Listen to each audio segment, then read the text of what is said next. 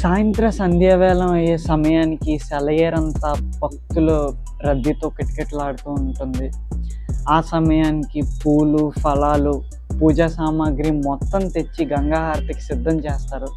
కరెక్ట్‌గా సమయం 6 అయ్యేసరికి గంగా హారతి ఇవ్వటం మొదలవుతుంది. ఇది 1 గంట పాటు నిర్వహిస్తారు. ఈ గంగా హారతిని మనం చూడడానికి 2 కళ్ళు అయితే చాలవు.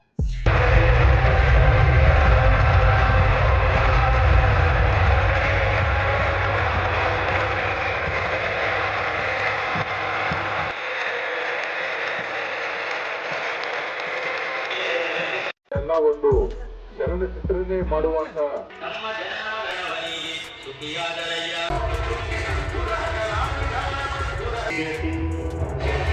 సుమారు వారం పాటు అక్కడే గడిపేశాం.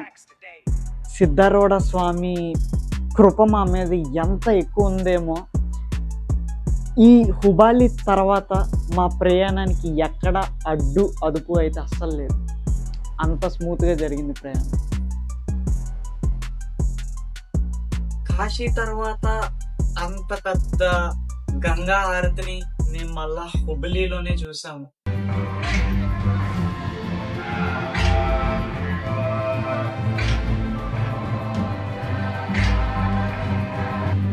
ప్రతి పౌర్ణమికి ఇక్కడ గంగా హారతి అయితే ఇవ్వడం జరుగుతుంది. దాన్ని ఇప్పుడు మీరు వీక్షిస్తారు.